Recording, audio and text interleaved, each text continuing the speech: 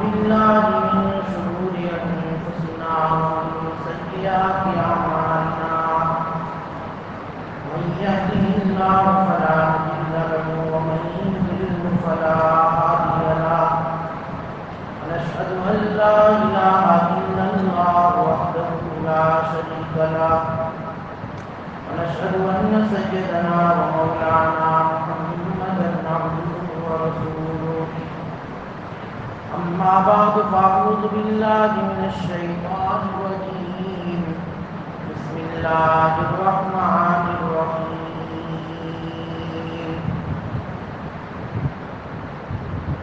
ولسليمان الريح عاصفة تجري بأمره إلى الأرض التي باركنا فيها وكنا بكل شيء عالمين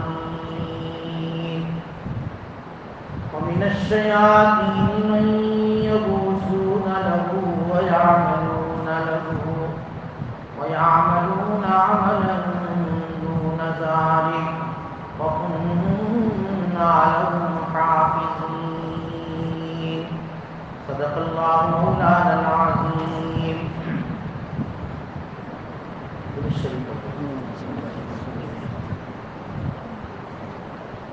واجب الاحترام بزرگوں، سورۃ الانبیاء کے اندر جتنے انبیاء علیہ السلام کے واقعات ذکر کیے گئے ہیں ان میں سے یہ 5واں واقعہ ہے حضرت داؤد اور حضرت سلیمان علیہ السلام.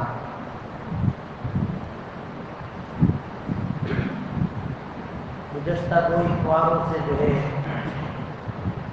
تفصیل نہیں ہو سکی. 2 ہفتے پہلے حضرت داؤد اور حضرت سلیمان علیہ السلام کے واقعہ میں یہ بتایا گیا تھا کہ حضرت داؤد اور حضرت سلیمان یہ دونوں باپ بیٹے ہیں، دونوں صاحب خلافت اور صاحب شریعت نبی ہیں. اللہ نے ان کو نبوت بھی دی تھی، بادشاہت بھی دی تھی، اور بادشاہ ہونے کی بنیاد پر لوگ ان کے سامنے مقدمے بھی لاتے تھے. جیسے کہ داؤد علیہ السلام کے پاس مقدمہ آیا تھا قوم کی بکریوں کا، وہ واقعہ میں نے ذکر کیا ہے، اور جس کا صحیح جو ہے جواب حضرت داؤد علیہ السلام نے ان کو دیا تھا. لیکن حضرت سلیمان جو ان کے بیٹے تھے انہوں نے کہا کہ اگر میں فیصلہ کرتا تو اس سے بھی زیادہ دونوں گروہ کو، دونوں قوموں کو اور دونوں جماعتوں کو فائدہ زیادہ ہوتا.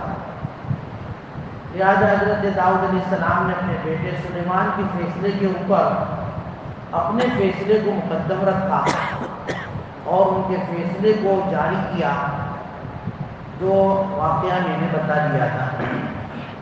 مختصر طور پر حضرت داؤد علیہ السلام کے پاس جو مقدمہ آیا تھا 2 آدمی آئے. ایک آدمی وہ تھا جس کی زمین تھی اور ایک آدمی وہ تھا جس کی بکریاں تھی.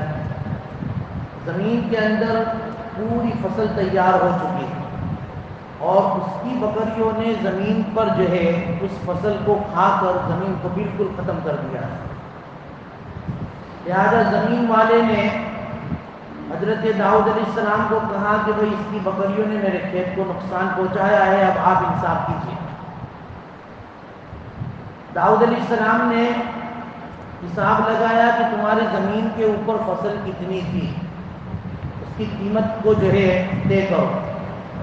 جب حساب لگایا قیمت جتنی طے ہوئی پھر کہا کہ تمہاری بکریاں کتنی تھی، تو کہ بکریاں اتنی. تو جتنی فصل برباد ہوئی تھی اتنی ہی قیمت کی بکریاں تھی. تو داؤد علیہ السلام نے کہا کہ یہ بکریاں ان کو دے دو، چلو معاملہ ختم. لیکن سلیمان علیہ السلام نے کہا کہ اگر آپ مجھے اجازت دو تو میں کچھ فیصلہ اس کے خلاف جو ہے بتاؤں، اس کے جس میں فائدہ دونوں کا ہوگا. اس کا مطلب یہ نہیں ہے کہ پہلا فیصلہ غلط تھا، پہلا فیصلہ بھی بالکل صحیح تھا. لیکن قرآن کہتا ہے فَفَهَّمْنَاهَا سُلَيْمَانَ، کہ باپ سے زیادہ سلیمان جو بیٹے تھے ان کو ہم نے سمجھ زیادہ دی. لہٰذا حضرت داؤد نے کہا کہ آپ فرمائیے. انہوں نے کہا کہ ابا جان آپ نے جو یہ کہا کہ بکریاں ان کو دے دو، یہ تو بالکل صحیح ہے کہ بکریاں زمین والوں ہی کو دے دی جائے، لیکن مالک نہ بنایا جائے، مالک نہ بنایا جائے۔ یہ بکریاں زمین والے لے لیں گے اور بکریوں سے فائدہ بھی اٹھائیں گے، بکریوں کے دودھ سے بھی فائدہ اٹھائیں گے، اور اس کے اگر بچے ہوئے تو بچوں سے بھی فائدہ اٹھائیں گے۔ کب تک؟ جب تک یہ بکری والے لوگ اس زمین والوں کی کھیتی میں، یعنی زمین کے اندر کھیتی کرے، ہل جوتے، اور جتنی فصل انہوں نے تیار کی تھی اتنی فصل پر آ کر وہ لوگ وہ زمین والوں کو زمین سپرد کر دے، اور زمین والے بکریوں والوں کو سپرد کر دے۔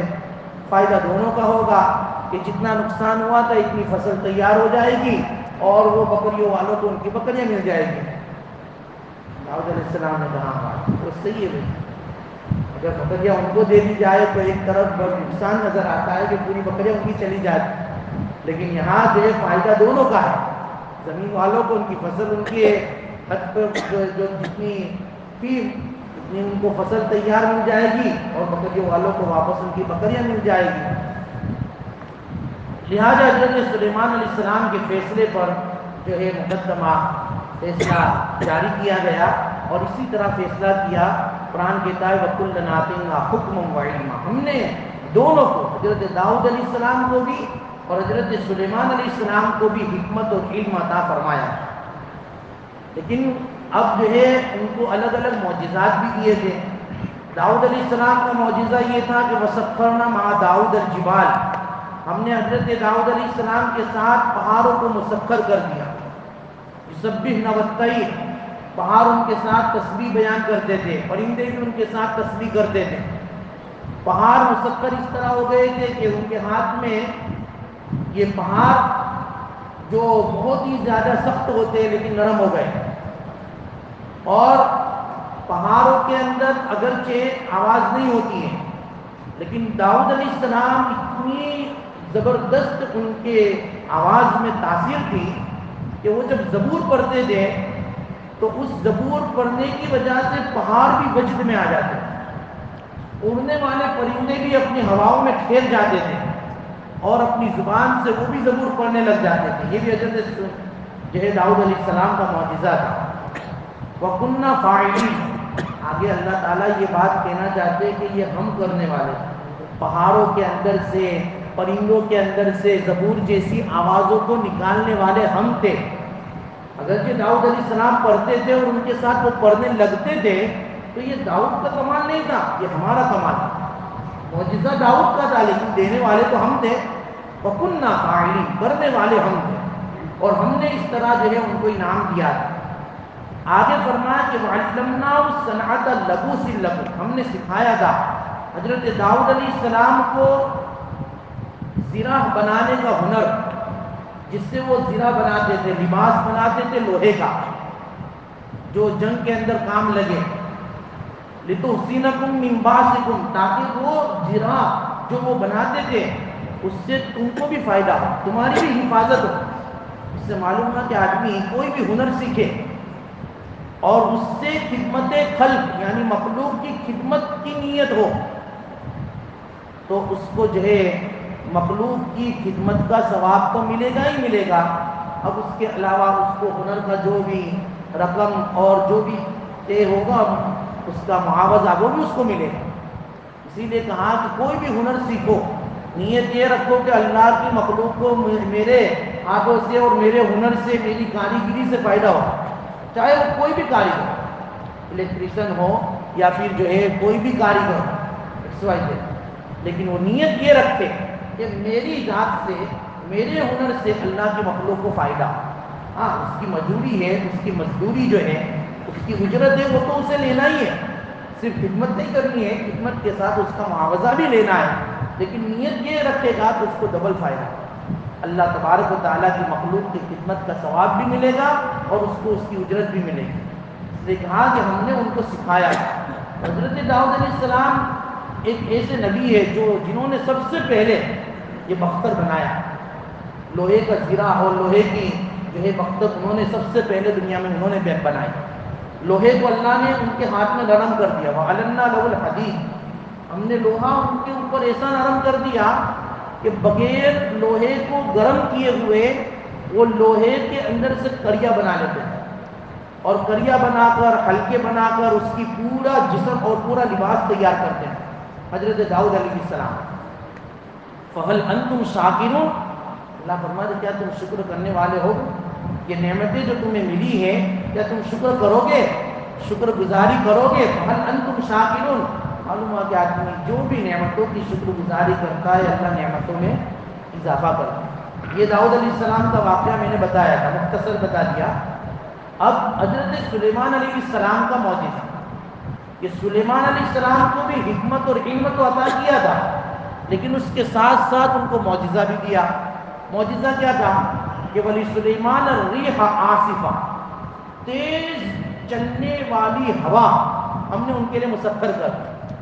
اب اس میں اختلاف بات کہتے ہیں صرف وہ دریاؤں کے اندر جو ہوا چلتی ہے اللہ نے اسی ہوا کو ان کے لیے مسخر کیا تھا، اور بعضوں نے کہا نہیں صرف دریا والی ہوا نہیں، پوری دنیا میں جہاں کہیں بھی یہ ہوائیں چلتی ہے، یہ طوفان چلتا ہے، سب کو اللہ نے حضرت سلیمان کے لیے مسخر کر دیا تھا، ان کے تابع کر دیا تھا، ان کے اشارے پر ہوا چلتی تھی۔ کوئی ہوا کو اشارہ کرتے تھے تو ہوا کے ذریعے ان کا تخت جو ہے جہاں وہ چاہتے تھے وہ ہوا لے جایا کرتی تھی۔ حضرت سلیمان علیہ السلام نے ایک تخت بنایا لکڑی کا، اور اس کے اوپر کرسیاں بھی انہوں نے لگائی تھی۔ اس کے علاوہ کچھ ڈپارٹمنٹ انہوں نے بنائے تھے، جیسے کہ مویشیوں کے لیے، گھوڑے کے لیے، گدھوں کے لیے، خچر کے لیے، اونٹ کے لیے، بکریوں کے لیے، اسی طرح پرندوں کے لیے۔ وہ جب بھی سفر میں جاتے تھے پورا قافلہ ساتھ میں لے کر جاتے تھے، انسانوں کو بھی لے جاتے تھے، جناتوں کو بھی لے جاتے تھے، جانوروں کو بھی لے جاتے تھے، اور کھانے پینے کی ساری کچن تو ان کے ساتھ ہی ہوتا تھا، کچن بھی الگ ہوتا تھا۔ اب ان کا تخت کتنا بڑا تھا؟ آج سب سے بڑا فلائی روڈ وہ بھی 600 سیٹ کا یا 800 سیٹ کا۔ مفسرین نے لکھا ہے کہ ان کے تخت کے اوپر صرف 6 ناک تو کرسیاں تھیں۔ کتنا بڑا تخت ہوگا؟ پوری دنیا پر اللہ نے بادشاہت کی، صرف 6 ناک کرسیاں تھیں۔ بیٹھنے کی ترتیب اس طرح تھی کہ پہلے جو ہے حضرت سلیمان علیہ السلام بیٹھتے تھے، اس کے پیچھے صاحب ایمان انسان بیٹھتے ہیں جو ایمان والے ہیں، اس کے پیچھے پھر صاحب ایمان جنات بیٹھتے تھے، جنات ہوتے تھے، پھر اس کے بعد پھر ان کے جو بھی ضرورت مند اور خادم ہوتے تھے ان کو ان کے بعد بیٹھنا۔ پھر اس کے علاوہ میں نے کہا الگ الگ ڈپارٹمنٹ بنائے تھے، سارے جانوروں کو ساتھ لے جاتے تھے، الگ الگ جو ہے جانوروں کو لیتے تھے تاکہ ان کو کبھی بھی کسی جانور کی ضرورت پڑ جاتی، کوئی جگہ جانا ہوتا اور کبھی جانور کی، تو ایسے ایسے ہنرمند جانوروں کو بھی لے جاتے تھے۔ ہدہد کا واقعہ سورہ نمل کے اندر گزر چکا ہے کہ یہ ہدہد ایک پرندہ تھا، اس کو بھی ساتھ میں لیتے تھے۔ اللہ نے اس کے اندر یہ خاصیت رکھی ہوتی تھی اور آج بھی ہے کہ وہ صرف زمین پر جو ہے اپنی چونچ مار کر یہ اندازہ لگا لیا کرتا ہے کہ پانی کس سطح پر ہے، یا اس زمین کے اس حصے میں پانی ہے یا نہیں، اور اگر ہے تو کتنے فٹ پر ہے، وہ اس کو اندازہ ہو جاتا ہے۔ اس لیے حضرت سلیمان علیہ السلام ایک مرتبہ وہ تخت لے کر کسی ایسے علاقے میں پہنچے جہاں ان کو پانی کی ضرورت ہو گئی، تو انہوں نے کہا ہدہد کو بلاؤ۔ وہ ہدہد صاحب جو تھے وہ بیچارے پرندے وہ کسی جگہ گھومنے کے لیے نکل گئے تھے، سلیمان علیہ السلام کو کہا بھی نہیں، اور اچانک ان کو ضرورت پڑ گئی حضرت سلیمان کو ہدہد کی، تو اس کو بلاؤ کہ وہ تو غیر حاضر ہے، وہ تو ہے نہیں، ہمیں پوچھا بھی نہیں، ہماری اجازت کے بغیر چلے گئے، آنے دو اس سے، اب اس کو میں سخت سزا دوں گا۔ اب وہ تو گھومتے گھومتے پھر اپنی جگہ پر آئے، اور حضرت سلیمان علیہ السلام نے اس کو پوچھا، پھر سلیمان علیہ السلام نے یہ بھی کہا تھا کہ اگر وہ جو ہے معقول عذر بتا دے گا، اس کا ریزن بتا دے گا کہ میں کیوں گیا تھا، کہاں گیا تھا، تو ہو سکتا ہے کہ میں اس کو چھوڑ دوں، لیکن صرف وہاں تفصیل جو ہے پھرنے گھومنے کے لیے گیا ہوگا اور کوئی عذر اور کوئی ریزن نہیں ہوگا، تو پھر اس کو تو لَأُعَذِّبَنَّهُ عَذَابًا شَدِيدًا أَوْ لَأَذْبَحَنَّهُ، سزا دوں گا یا پھر بہت غصہ چلے گا تو اس کو ذبح کر دوں گا، ایسا کہا حضرت سلیمان۔ پھر کسی نے جو ہے انفارمیشن دے دی ہوگی بھائی واٹس ایپ کے ذریعے، کہ بھائی آ جاؤ جلدی سے، تمہارا جو ہے یہاں تو مقدمہ ہو گیا ہے، تم کو تلاش کر رہے۔ پھر وہ آئے اور آ کر جو ہے حضرت سلیمان علیہ السلام کی عدالت میں آئے، کیونکہ ان کو تو اللہ تعالیٰ نے ہر جانور کی لینگویج بھی بتا دی تھی، ہر ایک جانور کی بولی بولتے تھے، اس لیے حضور سے ان کی زبان میں پوچھا کہاں گئے تھے کہ بھائی آپ کو کیا بتاؤں، آج تو جو ہے گھومتے گھومتے ایک ایسی جگہ پر پہنچ گیا جہاں پر جو ہے نا حکومت ایک لیڈیز کر رہی ہے، عورت ہے اور وہ حکمران بنی ہوئی ہے۔ اچھا، عورت ہو کر حکمرانی کر رہی ہے تو کہ ہاں لوگ اس کے جو ہے حکم کے مطابق عمل کرتے ہیں، اور وہ جگہ ایسی ہے ویسی ہے کر کے بتایا۔ سلیمان نے کہا ہاں خبر تو اچھی لائے، چلو بچ گئے، اب جاؤ ان کو بلا کر لاؤ۔ بلانے کے لیے جو ہے حضرت سلیمان علیہ السلام نے خط دیا اور پھر وہ گئے، وہ پورا واقعہ آیا، پر وہاں نہیں جانا چاہتا۔ ابھی یہاں حضرت سلیمان علیہ السلام اس طرح تخت لے کر اڑتے تھے۔ اچھا، تخت تو بالکل کھلا ہوتا تھا 6 لاکھ کرسیوں والا، اب اوپر جو ہے کوئی چھت نہیں ہوتی تھی۔ حضرت سلیمان علیہ السلام سارے پرندوں کو یہ کہتے تھے کہ تمہیں جب میں چلوں تو میرے اوپر چھت بن کر سایہ بن کر چلنا ہے۔ تو ان کی چھت جو ہوتی تھی، یہ پرندوں کی جو ہے ایک جھوٹ اور ایک لشکر ہوتا تھا جو ان کے اوپر سایہ بن کر چلتا تھا۔ اس طرح شان و شوکت کے ساتھ حضرت سلیمان علیہ السلام سفر کرتے تھے۔ قرآن میں ہے کہ غدوہا شہر و رواہا شہر، ایک دن میں وہ 2 مہینے کی مسافت طے کرتے، صبح سے لے کر دوپہر تک اتنی جو ہے مسافت طے کرتے تھے کہ اگر اس زمانے میں اونٹ پر یا گدھے پر خچر پر اگر جائے تو 1 مہینہ لگے، اور پھر دوپہر سے لے کر شام تک بھی 1 مہینے کی مسافت طے کر لیتے تھے، یعنی پورے ایک دن میں 2 مہینے کی مسافت طے کر لیتے تھے۔ ہوا حکم دیتے تھے ملک شام سے یمن جانا، یمن سے ملک شام آنا، اور اس کے علاوہ جہاں کہیں بھی ان کو سفر ہوتا تھا تخت پر بیٹھتے تھے، ہوا کو حکم دیتے تھے کہ چلو آج یہاں جانا، کوئی جو ہے ان کے لیے روک ٹوک نہیں تھی۔ اللہ تعالیٰ نے ایسی حکومت دی تھی، لیکن ان کی شان یہ تھی، قرآن میں ہے، حدیث میں ہے کہ جب بھی حضرت سلیمان علیہ السلام تخت پر بیٹھتے تھے بڑے تواضع کے ساتھ اپنی جو ہے گردن کو جھکا کر بیٹھتے تھے، اللہ کے ذکر میں مست رہتے تھے، کوئی فقر کوئی بڑائی نہیں۔ اللہ نے حکومت تو ایسی کی تھی جو بے مثال تھی، کیونکہ انہوں نے اللہ سے دعائیں یہ کی تھی کہ رب ہب لی ملکا لا ينبغی لأحد من بعدی، کہ اللہ سلطنت مجھے تو ایسی عطا فرما کہ میرے دنیا سے چلے جانے کے بعد پھر ایسی سلطنت اللہ تو کسی کو مت دینا، کسی کو مت دینا، یعنی میرے بعد ایسی حکمرانی کرنے والا دنیا میں کوئی آگے ہی نہیں، جو سلطنت تو مجھے دے۔ اللہ تعالیٰ نے وہ دعا قبول کری، پوری دنیا پر حکومت حضرت سلیمان علیہ السلام نے کی اور اس شان کے ساتھ کی، اور حضرت سلیمان علیہ السلام کو اللہ نے سمجھ بھی بہت زبردست عطا فرمائی تھی۔ تو معجزہ یہ تھا کہ ہوا جو تیز چلنے والی تھی اللہ نے ان کو مسخر کر دیا، تجری بامرہ الی الارض، وہ ہوا ان کو ان کے حکم سے ایسی زمین کی طرف لے کر جاتی تھی، بارکنا فیہا، جس زمین میں اللہ تعالیٰ نے برکتیں رکھی تھی، یعنی ملک شام۔ ملک شام اللہ تعالیٰ ایک ایسا ملک ہے جس میں اللہ نے برکتیں رکھی ہیں، بارکنا فیہا وکننا بکل شیء عالمین، ہم ہر چیز کو جاننے والے ہیں، ہر چیز کا علم ہمارے سامنے ہے۔ تو حضرت سلیمان علیہ السلام کا ایک معجزہ ہوا کا تھا، ہوا ان کو جو ہے سب جگہ پہنچا دیتی تھی، بلکہ آواز بھی پہنچا دیتی تھی۔ سورہ نمل کے اندر وہ چونٹی کا واقعہ بھی ہے نا، تو جب وہ تخت جا رہا تھا تو چونٹیوں نے ایک دوسری چونٹیوں سے کہا کہ جلدی سی قالت نملۃ یا ایھا النمل ادخلوا مساکنکم، یہ چونٹیوں جلدی جلدی اپنے بلوں میں داخل ہو جاؤ، لا یحطمنکم سلیمان وجنودہ وهم لا یشعرون، کہ کہیں ایسا نہ ہو کہ سلیمان اور اس کا لشکر تم کو کچل دے، اور کچل دے گا تو تم کو اتنی بڑی جو ہے وہ بھی نہیں کہ تم کو پتا چلے، ان کو پتا چلے، ان کو پتا بھی نہیں چلے گا اور تم مر جاؤ گی۔ یہ باتیں چونٹی اپنی برادری والوں سے کر رہی تھی، حالانکہ چونٹی کی آواز ہم سن سکتے ہیں، ان کو تو معلوم بھی نہیں، لیکن وہ آواز ہواؤں نے حضرت سلیمان کو پہنچا دی کہ دیکھو وہ چونٹی ایسی باتیں کر رہی ہے، کہ ایسا چلو جلدی سے ہوا کو وہیں اتارو۔ ان کا جہاں بھی لے وہیں تخت اتارو گے. حضرت سلیمان علیہ السلام نے وہاں تخت اتارا، پھر چونٹیوں سے بھی باندھے. تو یہ حضرت سلیمان علیہ السلام کو اللہ نے عجیب و غریب حکومت اور سلطنت دی. تو جناتوں کو بھی اللہ نے ان کے مسخر کیا. آگے کہتے ہیں کہ من الشیاطین، شیطان یعنی جنات، یہ جناتوں کو بھی اللہ تعالیٰ نے ان کے مسخر کر دیا تھا، تابع کر دیا تھا.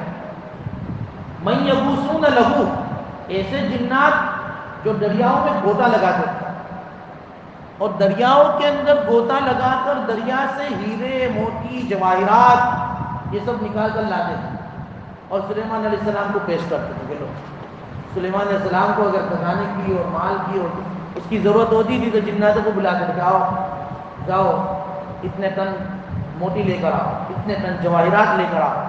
تو جنات لوگ دریاؤں کے اندر چلے جاتے تھے اور دریاؤں کے اندر جا کر گوتا لگا کر جواہرات لے کر آتے. من یغوصون لہ ویعملون عملا دون ذلک، صرف جنات دریاؤں سے موتی جواہرات ہی نہیں لاتے تھے بلکہ قرآن کہتا ہے اس کے علاوہ بھی بہت سارے کام تھے جو حضرت سلیمان جناتوں سے لیا کرتے تھے اور وہ کرتے تھے.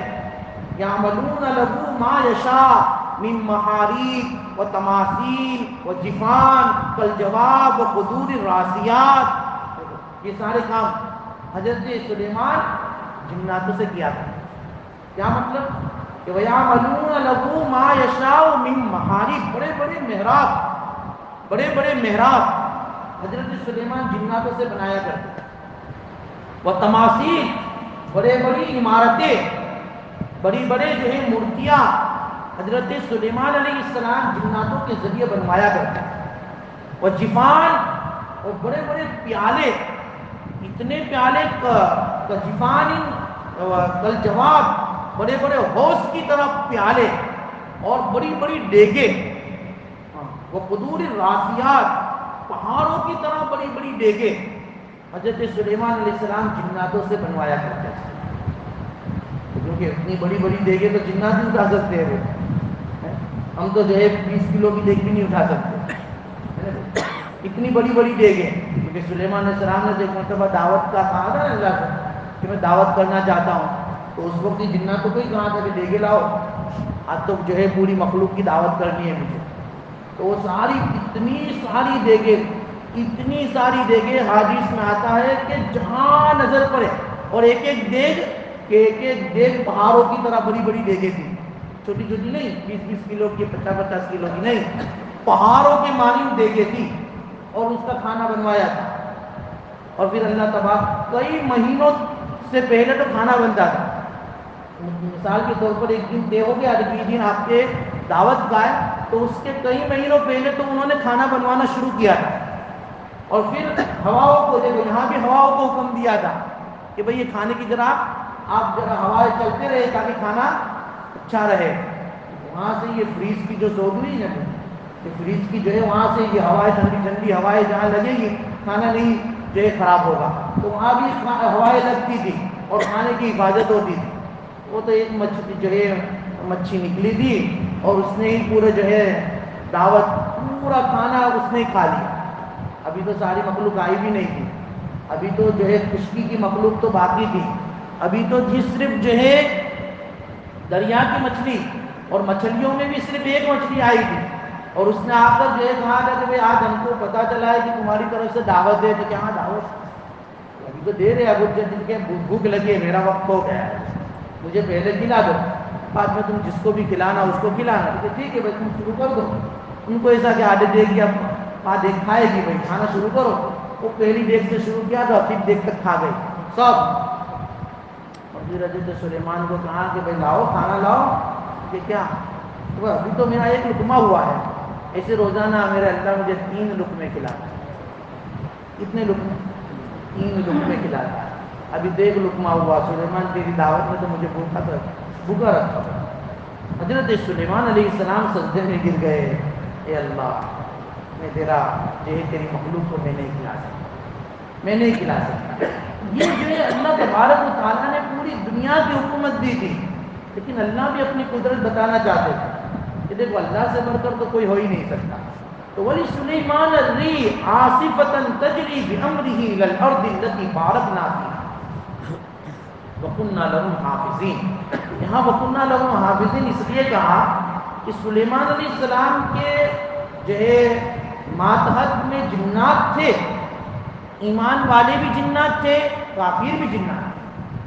جو کافر تھے، اللہ کو نہیں ماننے والے بھی تھے، نبیوں کو نہیں ماننے والے بھی تھے، تو وہ بھی ان کو تکلیف پہنچا سکتے تھے، لیکن اللہ تعالیٰ فرماتے کہ وَكُنَّا لَهُمْ حَافِظِينَ، ہم حضرت سلیمان کی حفاظت ہم کرنے والے، لہٰذا جناتوں کی مجال نہیں تھی کہ حضرت سلیمان کو کچھ کر سکے، ان کا مال بھی ٹکا کر سکے، ان کی جو ہے مجال نہیں تھی، اس لیے کہ حفاظت ہم کرنے والے، وَكُنَّا لَهُمْ حَافِظِينَ، ہم ان کی حفاظت کر رہے تھے، اس لیے جنات ان کا کچھ بھی نہیں کر سکتے تھے، جناتوں سے بہت کام لیتے تھے، اور حضرت سلیمان علیہ السلام نے ان سے بہت کام لیا کہ بیت المقدس حضرت سلیمان نے انہی کے ذریعے بنوائی، اور بھی بہت سارے کام حضرت سلیمان علیہ السلام ان سے لیا کرتے ہیں۔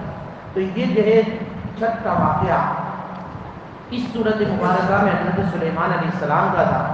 ساتواں واقعہ حضرت ایوب علیہ السلام کا، جب ایوب اذ نادى ربہ، حضرت ایوب علیہ السلام جبکہ انہوں نے اپنے رب کو پکارا، پکارنے سے مراد دعا ہے۔ حضرت ایوب علیہ السلام جو تھے یہ بھی بہت جلیل القدر نبی تھے، بنو اسرائیل کے، اور کتابوں میں لکھا ہے بڑے مالدار تھے،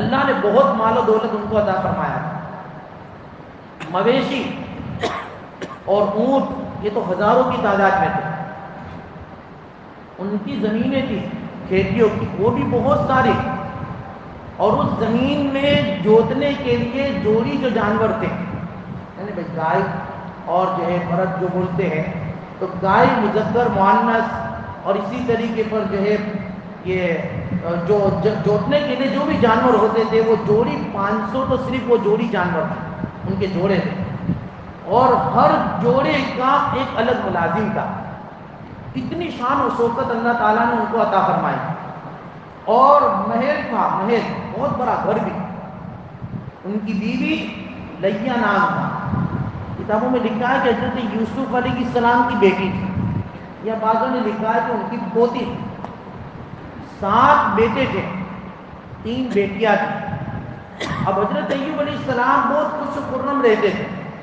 مال و دولت کے اعتبار سے بھی اللہ نے بڑی فراوانی دی تھی، لیکن اللہ کے نیک بندے تھے، برگزیدہ بندے تھے، عبادت کرتے تھے، اللہ کی نعمتوں پر شکر گزاری کرتے تھے۔ ایک مرتبہ شیطان نے اللہ تعالیٰ سے کہا کہ بھئی یہ ایوب تو تمہاری شکر گزاری کرے گا ہی نا، تم نے اس کو اتنی نعمتیں دی ہے، اتنی نعمتیں دی ہے کہ شکر گزاری کرنے ہی والا ہے۔ اللہ نے کہا کہ بھئی دیکھو یہ نعمتیں اگر نہ بھی ہوں تب بھی یہ شکر گزاری اس کے اندر سے نہیں جائے۔ اب ان کی ابتلاء اور امتحان کے لیے اللہ تبارک و تعالیٰ نے یہ ساری نعمتیں دی۔ کیسے دی کہ حضرت ایوب علیہ السلام ایک جگہ دعوت میں گئے تھے، یا اپنے ہی گھر میں بیٹھے تھے کہ اچانک چھت گری، جس کی وجہ سے ان کے بیٹے بھی انتقال کر گئے، بیٹیاں بھی انتقال کر گئیں، ان کے جو ہے خدام اور خادم جو تھے وہ بھی کئی لوگ مر گئے، اور کئی لوگ جو ہے زخمی ہو گئے، چلے گئے۔ پھر ایک جو ہے دشمنوں نے حملہ کیا، اور دشمنوں نے حملہ کیا جس کی وجہ سے ان کے پاس جتنے بھی جانور تھے، مویشی تھے، وہ سارے مویشی لے کر وہ بھی چلے گئے، اور پھر ایک طوفان آیا اللہ تعالیٰ کی طرف سے، اور اس طوفان نے ان کی ساری زمین کی جو فصلیں تھی سب خراب کر دی، سب ختم کر دی، یعنی ہاتھ سے سب کچھ گیا، مکان بھی گر گیا، بچے بھی مر گئے، خدام بھی چلے گئے، اور جو بچی کچی زمین تھی اس پر بھی طوفان آیا، وہ بھی سب ختم ہو گئی۔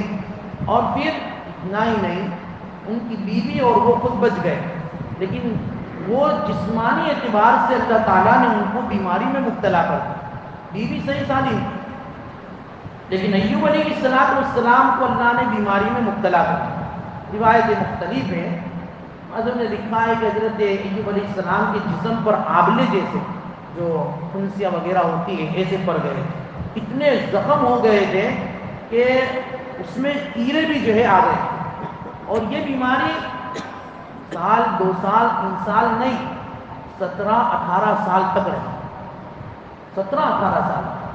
اس دوران حضرت ایوب علیہ السلام کی روح کا یقین، دل کا صبر اور زبان کا شکر بالکل جاری و ساری تھا۔ ایسی حالت میں ایسی بیماری تھی کہ جس میں صرف ان کی زبان اور ان کا دل ہی بچا ہوا تھا، باقی جسم کا ہر حصہ بیماری میں مبتلا، لیکن اپنی زبان پر شکر جاری تھا، اللہ کا اس حال میں بھی شکر ادا کرتے تھے۔ کبھی کبھی بیوی کہتی بھی تھی کہ کم سے کم اللہ سے دعا تو کر لو کہ اللہ تعالیٰ ان مصیبت کو دور کر دے، تھوڑی تخفیف کر دے۔ تو بیوی کو کہتے کہ بیگم، اتنے سالوں تک اللہ نے اتنی راحتیں دی، اتنی نعمتیں دی، اور اللہ نے اتنی جو ہے فراوانی دی، تو کبھی اللہ تبارک و تعالیٰ اس طرح آزمانا چاہتے ہیں، صبر جو ہے مصیبتیں اللہ تعالیٰ کی طرف سے آئی ہیں، مجھے شرم آتی ہے کہ میں اللہ کے سامنے دعا کروں۔ حالانکہ دعا کرنا یہ کوئی بے صبری نہیں ہے، اور دعا کرنے کی ممانعت بھی نہیں ہے، لیکن ان کو بھی وہ بے صبری سمجھتے تھے اور ان کو بھی وہ ناشکری سمجھتے تھے، اس لیے اس بیماری میں بھی اللہ کا شکر ادا کرتے تھے۔ اللہ کی طرف سے فرشتے آتے تھے ان کے پاس، ان کی بیمار پرسی کیا کرتے تھے، اللہ کی طرف سے خبرگیری ہوا کرتی تھی۔ حضرت ایوب علیہ السلام بالکل الگ تھلگ رہتے تھے۔ بیوی اتنی فرما بردار تھی، ایسی حالت میں بھی ساتھ نہیں چھوڑا۔ سارے لوگ چھوڑ کر چلے گئے، لیکن بیوی نے ساتھ نہیں چھوڑا۔ روزانہ بیوی ان کی خدمت کے لیے آتی تھی، بلکہ مفسرین نے تو یہاں تک لکھا ہے کہ محتاجگی، فقر و فاقہ اس درجہ ہو چکا تھا کہ حضرت ایوب علیہ السلام کے لیے کھانے کے بھی فاقے ہو گئے۔ ان کی بیوی جو ہے کام کے لیے جاتی تھی، صبح سے لے کر شام تک کسی کے یہاں کام کرتی تھی، اور پھر کام کرنے کے بعد کچھ مزدوری مل جاتی، جس کی وجہ سے پھر جو ہے وہ کھانا وغیرہ لا کر ان کو کھلاتی۔ ایسی حالت ہو گئی۔ ایک مرتبہ حضرت ایوب علیہ السلام کی بیوی کے پاس شیطان آیا، اور شیطان بڑی خوبصورت شکل میں آیا، اور آ کر یوں کہا کہ دیکھو تمہارے خاوند کی بیماری کو میں دور کر سکتا ہوں، میرے پاس ایسا نسخہ ہے، میرے پاس ایسی دوا ہے، لیکن وہ دوا استعمال کرو، آپ کے خاوند کو شفا ہو جائے، تو صرف آپ کو یہ کہنا ہے کہ بھئی مجھے یعنی میرے خاوند کو شفا اس حکیم نے دی ہے، شفا حکیم نے دی، بس اتنا بولنا کہ بھئی ٹھیک ہے میں اپنے خاوند سے مشورہ کر لوں، پھر میں آپ کو کہتی ہوں۔ تو حضرت ایوب علیہ السلام کے پاس ان کی بیوی آئی اور آ کر کہا کہ دیکھو ایک صاحب آئے تھے، بہت دیندار اور نیک لگ رہے تھے، اور اس طرح کی انہوں نے بات کی کہ ان کے پاس ہم نسخہ لے لیں۔ اس نے یہ کہا، حضرت ایوب علیہ السلام فوراً سمجھ گئے کہ بھئی طبیب نے شفا دی، شفا تو میرا اللہ دیتا ہے، اور یہ یوں کہتا ہے کہ طبیب نے شفا دی، مطلب یہ کہ یہ شیطان ہے، یہ شیطان ہے جو آج میرے ایمان پر، میری بیوی کے یقین پر حملہ کرنے کے لیے آ گیا ہے۔ ایوب علیہ السلام اتنے غصے ہوئے کہ اپنی بیوی کو یوں کہا کہ اگر اللہ نے مجھے شفا دے دی تو تیری اس گستاخی پر اور اس جو ہے رائے پر جو تم میرے سامنے پیش کرتی ہے، اور تو نے اس کی بات کو مان کر میرے سامنے یہ بات رکھی ہے، تجھے میں سزا دوں۔ پھر اس کے بعد حضرت ایوب علیہ السلام نے بارگاہ خداوندی میں ہاتھ پھیلا دیا، جس کا تذکرہ یہاں کر رہے کہ وَأَيُّوبَ إِذْ نَادَىٰ رَبَّهُ، ایوب علیہ السلام اس وقت کو یاد کرو جب انہوں نے اپنے رب کے سامنے ہاتھ پھیلایا، آواز لگائی، انی مسنی الضر، اے پیارے اللہ مجھے تکلیف اور اس مصیبت نے بہت تکلیف پہنچا دی۔ یہاں بھی ایسا تو نہیں کہا کہ اللہ یہ تکلیف دور کر دے، صرف یوں کہا کہ انی مسنی الضر، اور سورہ سعد میں یہ ہے کہ انی مسنی الشیطان، اے اللہ جسم کی تکلیف کو تو میں نے برداشت کر لیا، لیکن آج میری روح پر اٹیک ہو رہا ہے، میرے یقین اور اعتقاد پر یہ جو ہے یہ اٹیک ہو رہا ہے، اے اللہ یہ میرے لیے ناقابل برداشت ہے۔ انی مسنی الضر وانت ارحم الراحمین، اللہ آپ رحم کرنے والوں میں سب سے بڑے رحم کرنے والے ہیں۔ اب یہاں حضرت ایوب علیہ السلام نے ہاتھ پھیلا کر اللہ کی بارگاہ میں اپنی بیماری کا جو ہے وہ پیش کیا۔ یہاں بھی ایسا تو نہیں کہا کہ میری بیماری تم دور کر دو، یوں کہا کہ انی مسنی الضر، اللہ جس تکلیف میں مبتلا ہوں اس نے مجھے بہت تکلیف پہنچائی ہے، آپ رحم کرنے والوں میں سب سے بڑے رحم کرنے والے. قرآن کہتا ہے کہ فاستجبنا لہ، ہم نے ان کی دعا قبول کر لی. اب ان کی بیماری کو دور کرنے کا فیصلہ ہم نے کر لیا. فکشفنا ما بہ من ضر، ہم نے ان کی اس تکلیف کو، اس پریشانی کو، اس مصیبت کو، اس بیماری کو دور کر دیا. فکشفنا ما بہ من ضر، دور کیسے کیا؟ دور اس طرح کیا کہ حضرت ایوب علیہ السلام کو اللہ کی طرف سے حکم یہ آیا کہ ارقد برجلک. دیکھو اللہ تعالیٰ جب شفا دینے پر آتے ہیں، کایا پلٹنے پر آتے ہیں، تو ناممکن کو بھی ممکن کر دیتے ہیں. حضرت ایوب علیہ السلام کو یوں کہا کہ ایوب ایک کام کرو، اپنی جگہ سے اٹھو اور صرف اپنا پیر جو ہے نا زمین پر صرف رگڑو، زمین کے اوپر اس طرح جو ہے رگڑو. ارقد برجلک، اپنے پیر کو زمین پر مارو. جیسے ہی آپ مارو گے تو اس زمین سے چشمہ جاری ہوگا. ھذا مغتسل بارد وشراب، اب وہاں سے جو چشمہ جاری ہوگا اس چشمے سے سب سے پہلے تو آپ کو غسل کرنا ہے، پھر اس میں سے تھوڑا پانی پی لینا ہے. بس اتنا کرو گے آپ کی ساری تکلیفیں دور. اب ایوب علیہ السلام تو اکیلے رہتے تھے پورا دن، بیوی تو بیچاری وہاں جاتی تھی کام کے لیے. اب صبح میں اللہ کی طرف سے فیصلہ ہو گیا شفا دینے کا. ایوب علیہ السلام نے جیسا پیر زمین پر رگڑا، مارا، چشمہ جاری ہوا. ایوب علیہ السلام نے جیسے ہی اس چشمے اور پانی سے غسل کیا ساری بیماریاں دور. پانی پیا بالکل صحت مند ہو گئے. اور پھر کپڑے نہیں تھے جسم پر، اللہ نے جنتی لباس بھیجا اور حضرت ایوب علیہ السلام نے جو ہے وہ لباس پہنا اور پہن کر جو ہے ایک کونے میں گوشے میں بیٹھ گئے. اب وقت مقررہ پر بیوی آئی، آ کر دیکھا تو میرا شوہر کہاں ہے؟ روزانہ تو یہاں سویا ہوتا تھا. ادھر ادھر دیکھنے لگی، رونے لگی کہ کہیں کوئی بھیڑیا آ کر، کوئی کتا آ کر، کوئی جانور آ کر کہیں ان کو کھا تو نہیں گیا، کوئی اس کو تکلیف تو نہیں پہنچایا. یہ رو رہی تھی اور دیکھ رہی تھی وہ کونے میں ایک آدمی بیٹھا ہوا. اب ان کو پہچانا بھی نہیں، بیوی نے بھی نہیں پہچانا کہ ایوب ہے. اب ان کو پوچھ رہی ہے کہ وہ صاحب کہاں ہے جو یہاں تھے، وہ آپ نے ان کو دیکھا ہے؟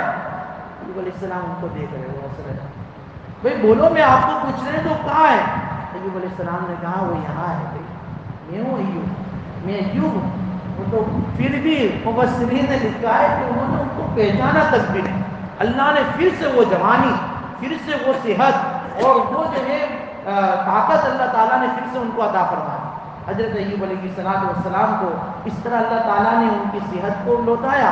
اور پھر قرآن کہتا ہے کہ وَآتَيْنَاهُ أَهْلَهُ، ہم نے ان کے سارے گھر والوں کو بھی دے دیا واپس. واپس دینے کی شکل کیا ہوئی؟ کہ واپس دینے کی شکل ایک تو یہ ہوئی کہ جتنے بچے انتقال کر گئے تھے اللہ نے ان کو دوبارہ زندہ کر دیا. وہ 7 بیٹے اور 3 بیٹیاں جو مر چکی تھی ان کو، کیوں؟ تو کہ بھائی یہ موت اجل نہیں تھی، ان کو جو موت آئی تھی یہ وہ موت، بلکہ یہ موت ابتلا تھی، ایک آزمائش کی موت تھی. بھائی جیسے کہ بنو اسرائیل میں ہوا یہ تھا کہ ایک قوم جو ہے نا وہ طاعون سے بھاگ کر باہر نکل گئی. قرآن میں اس کا تذکرہ ہے کہ لم تر الی الذین خرجوا من دیارہم وهم الوف حذر الموت فقال لهم اللہ موتوا ثم احیاهم. وہ طاعون سے بھاگ کر باہر گئی تھی، اللہ نے سب کو جو ہے ختم کر دیا، ان کو موت دے دی، پھر ان کو دوبارہ زندہ بھی کر دیا. تو دیکھیں بنو اسرائیل کو جو ہزاروں کی تعداد میں تھے، طاعون سے بھاگ کر چلے گئے تھے، ان کو اللہ نے دوبارہ زندہ کر دیا. پھر اسی طریقے پر حضرت ایوب علیہ السلام کی اولاد کو بھی اللہ نے دوبارہ زندہ کر دیا. اور وَآتَيْنَاهُ أَهْلَهُ وَمِثْلَهُمْ مَعَهُمْ، وَمِثْلَهُمْ مَعَهُمْ کا معنی کہ ان اولاد کے ساتھ ساتھ ان کے مانند اور اولاد دے دی. پھر سے جو ہے وہ دوسرے 10 آ گئے. 10 تو تھی جس کو زندہ کیا، لیکن پھر واپس 10 اور دے دی.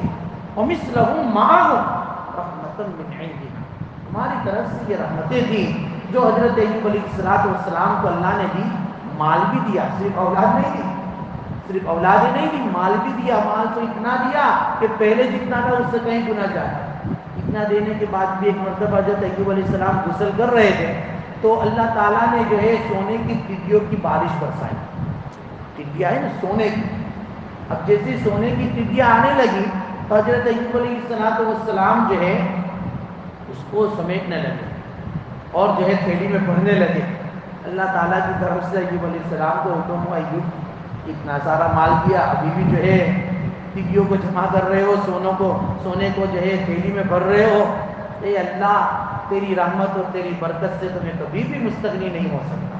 اے اللہ، جو تم نے مال دیا ہے وہ تو دیا ہے، لیکن تیری طرف سے جب یہ بارش ہو رہی ہے، یہ تو بغیر مانگے ہو رہی ہے، اور اللہ کی طرف سے جب بھی کوئی چیز آتی ہے تو اس سے تو آدمی کبھی بھی جو ہے مستغنی نہیں ہو سکتا، اس لیے میں تو لے رہا ہوں۔ اللہ تبارک و تعالیٰ نے بھی ان پر کوئی سرزنش نہیں فرمائی، کیونکہ آدمی کسی چیز کو مطالبہ کرے یہ غلط ہے، لیکن بغیر مطالبے کے، بغیر کسی مانگے اگر کوئی جو ہے اللہ کی طرف سے کوئی چیز آتی ہے تو اس کو قبول کر لینا چاہیے، کیونکہ یہ اللہ کی طرف سے ہوتی ہے۔ اس لیے حضرت ایوب علیہ السلام کو اللہ نے پہلے سے زیادہ مال عطا فرمایا۔ وَمِثْلَهُ مَعَهُمْ رَحْمَةً مِّنْ عِنْدِنَا وَذِكْرَىٰ لِلْعَابِدِينَ وَذِكْرَىٰ لِلْعَابِدِينَ، عبادت کرنے والوں کے لیے ایک نصیحت ہے، یاد دہانی ہے۔ جتنے بھی عبادت گزار ہیں وہ اس واقعے کو یاد رکھیں کہ ان کے لیے نصیحت ہے، جب تک تم اللہ کی عبادت میں اپنے آپ کو لگائے رکھو گے، اللہ تبارک و تعالیٰ اگرچہ وقتی طور پر تمہاری آزمائش کریں گے، لیکن پھر جو ہے اللہ نعمتوں سے نوازیں گے۔ یہ ایک واقعہ ہے جو ایوب علیہ السلام کا، جو قرآن کریم میں بیان کیا۔ اس کے بعد بھی دوسرے انبیاء علیہ السلام کے واقعوں کو بیان کرتے ہیں، اسماعیل کا، ادریس علیہ السلام کا، ذوالکفل کا، کل من الصابرین، یہ اسماعیل ہو، ادریس ہو، ذوالکفل ہو، یہ سب صبر کرنے والے تھے، اور ان جو ہے انبیاء علیہ السلام کا کیا صبر تھا انشاءاللہ تعالیٰ ہم بیان کریں گے۔ اللہ تعالیٰ کے نصیب سے عمل کرتے ہیں۔ 3 مرتبہ سورہ اخلاص پڑھتے ہیں۔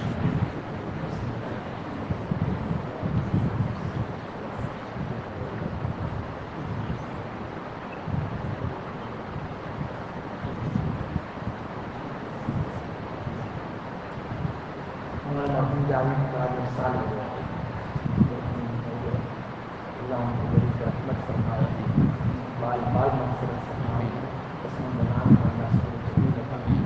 بسم اللہ الرحمن الرحیم، الحمد للہ رب العالمین، والعاقبۃ للمتقین، والصلاۃ والسلام علی سید الانبیاء والمرسلین، اللہم لک الحمد کما انت اہل، وصلی وسلم علی سیدنا محمد کما انت اہل، وافعل بنا ما انت اہل، فانک اہل التقوی واہل المغفرہ۔ اے اللہ، ہمارے گناہوں کو معاف فرما، خطاؤں سے درگزر فرما، سیئات کو حسنات سے مبدل فرما، مل بیٹھنے کو بے انتہا قبول فرما، سورہ اخلاص کے پڑھنے کو قبول فرما۔ اے اللہ، اس کا ثواب خصوصی طور پر ہمارے مرحوم جاوید کو، عمومی طور پر آج تک جتنے بھی افراد انتقال کر چکے ہیں، جیسے حضرت مولانا الیاس سامرودی رحمۃ اللہ علیہ، جو جذبت میں رہتے تھے اور اے اللہ تیرے نیک بندے تھے، اے اللہ ان کی روح کو، اور اس کے علاوہ حضرت مولانا زرولی خان صاحب رحمۃ اللہ علیہ، جو پاکستان کے بہت جلیل القدر جو ہے عالم دین تھے، جو ابھی 2-3 دن پہلے ان کا بھی انتقال ہو گیا، اے اللہ ان کی روح کو بھی اے اللہ ثواب پہنچا، اے اللہ ان کی روح کو، اس کے علاوہ جتنے بھی جو ہے انتقال کر چکے ہیں تمام کے ارواح کو اے اللہ اس کا ثواب نصیب فرما۔ اے اللہ سب کی مغفرت فرما، سب کی مغفرت فرما۔ اے اللہ سب کو جنت الفردوس میں جگہ نصیب فرما۔ اللہ وہ تو چلے گئے، باری ہماری ہے، میں بھی موت سے پہلے موت کی تیاری کی توفیق عطا فرما۔ اے اللہ تیرے قرآن اور تیرے نبیوں کی باتوں کو سننے کے لیے مجمع بیٹھا ہوا تھا، اے اللہ ان کے بیٹھنے کو بے انتہا قبول فرما، بے انتہا قبول فرما۔ اے اللہ تیرے نبیوں نے اے اللہ ایسی ایسی مصائب پر، مصیبتوں پر، بیماریوں پر اے اللہ صبر کا مظاہرہ کر کے ہمارے لیے بہت بڑی نصیحت اور عبرت اے اللہ چھوڑ کر گئے ہیں۔ اے اللہ ہمیں بھی اے اللہ رضا نصیب فرما، تیرے فیصلے پر راضی رہنے کی توفیق عطا فرما، تیرے فیصلے پر راضی رہنے کی توفیق عطا فرما۔ اے پیارے اللہ، اے پیارے اللہ، ہمیں یقین کامل کی دولت سے مالا مال فرما۔ اے اللہ یقین کامل کی دولت سے مالا مال فرما۔ بہت کمزور ہے، ابتلا امتحان کے بالکل بھی لائق نہیں ہے، اور اے اللہ بغیر امتحان کے، بغیر ابتلا کے اے اللہ تیرا قرب نصیب فرما، تیری رضا نصیب فرما۔ اے اللہ جنت الفردوس عطا فرما، جہنم سے اور جہنم والے اعمال سے ہماری نسلوں کی حفاظت فرما۔ اے اللہ پیارے حبیب علیہ السلام نے جتنی بھی خیر و بلائی کی دعائیں مانگی، اے اللہ سب ہمیں عطا فرما، اور جتنی بھی شر سے فتن سے پناہیں چاہیے ان تمام سے ہمیں پناہ عطا فرما۔ اللہم ربنا تقبل منا انک انت السمیع العلیم وتب علینا انک انت التواب الرحیم۔ صلی اللہ تعالی علی خیر خلقہ محمد و آلہ و صحبہ اجمعین برحمتہ۔